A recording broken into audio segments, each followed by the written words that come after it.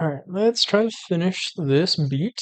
So, in the last video that I recorded, I made this melody.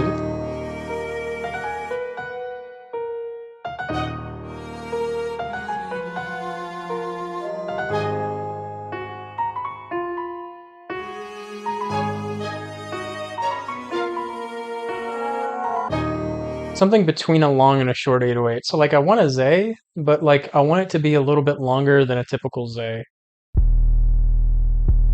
Oh, I didn't realize I had this.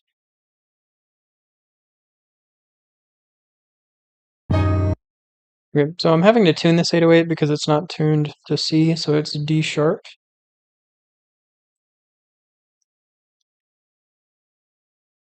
So let's go find D sharp, which I think is this one. Yep. Okay, so now it should sound right. Yep.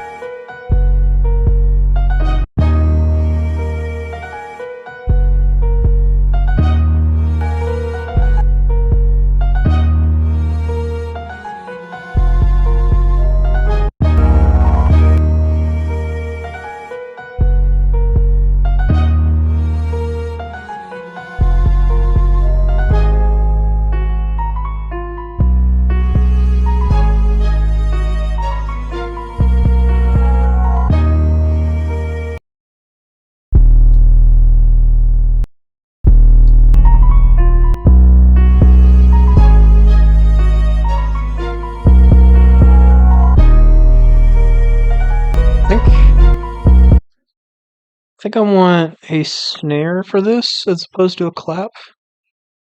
Although I think either one can work in this case.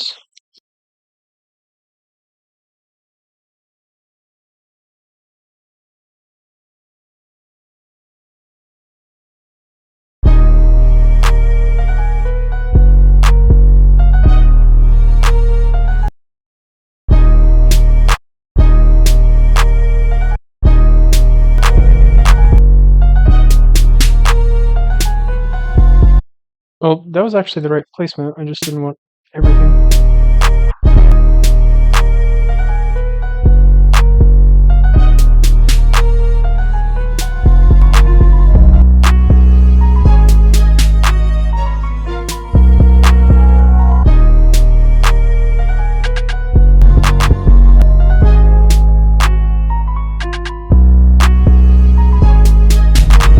I want to pair this rim with the clap.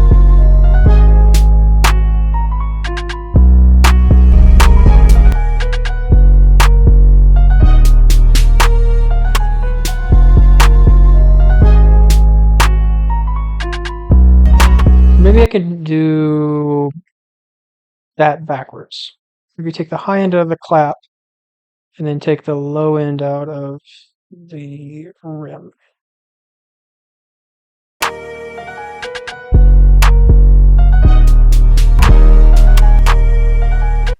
I want the rim part of the clap to come a little bit sooner.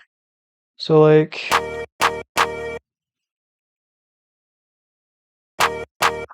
there we go.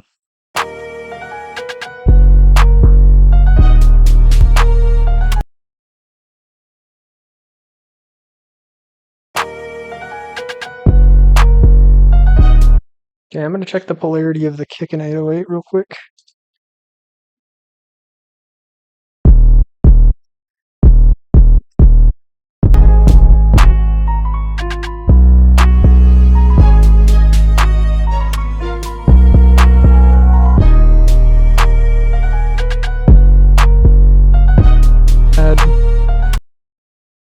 Let's see, crash.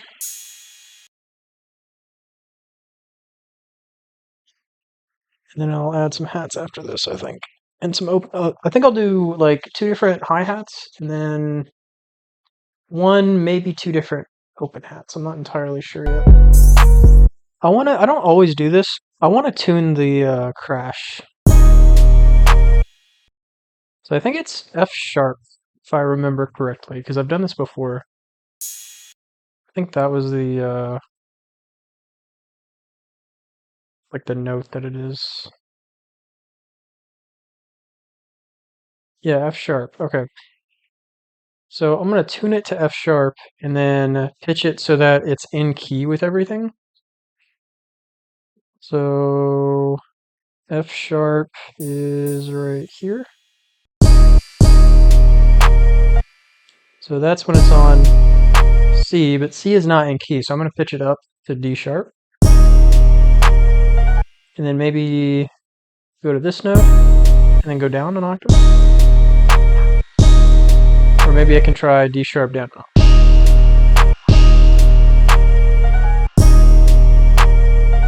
I think up the octave is better. I could do both. I could do up and down. So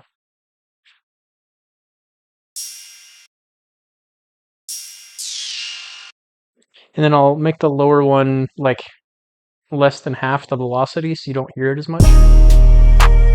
You get a little bit of that tone.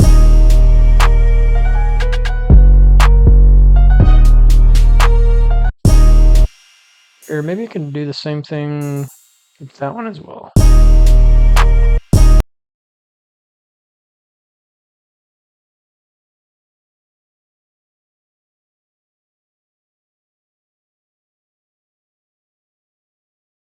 And if you haven't been able to tell, I pan basically everything that isn't like a main piece, like a kick and 808. Those stay in mono, so I don't pan those. The main clap or snare I don't pan, but then all the other things I do pan. So and the main hi-hats I'm not going to be panning mostly, unless I do like a roll or something, then I might pan it. But otherwise, I don't pan those. These are open hats, and I tend to pan those. I tend to pan, the secondary snares or counter snares, whatever you want to call it, the secondary claps. I tend to pan those. I thought it would be faster, so maybe we can do.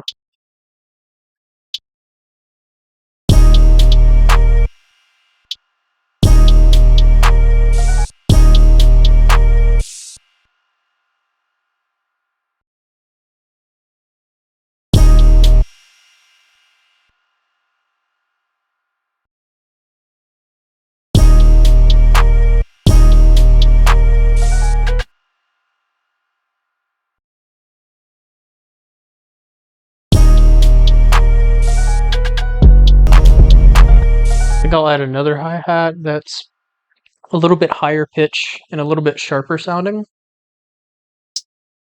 Like maybe that. Although I may pitch this one up a little bit.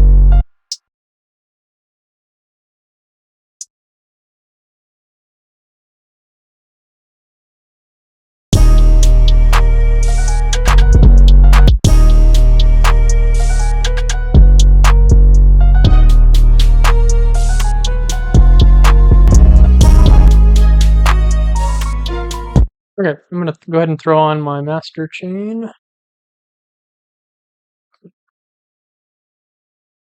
Which has some EQ cutting out the lows. Soft clipper to bring everything down to 0, an EQ so I can, raise and lower things as I need to.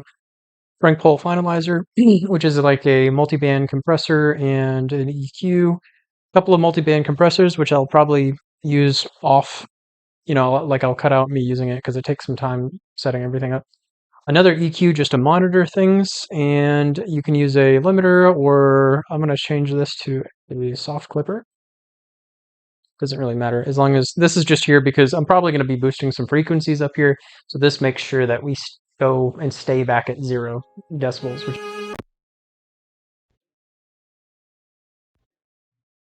Okay, so let's make the bridge. The bridge is going to have everything. So all the melodies, but with halftime on it. And then during this moment, we can make it so that the low end isn't being like cut out during this part, so you can actually hear it. And I did the same thing over here with the 808s, or like when the 808 comes in, that's when the low end gets cut out a little bit from all the melodies, and then when there's no 808, the low end kind of comes through a little bit more. But it's not a huge difference, just a little bit. Okay, let's listen to it from the top.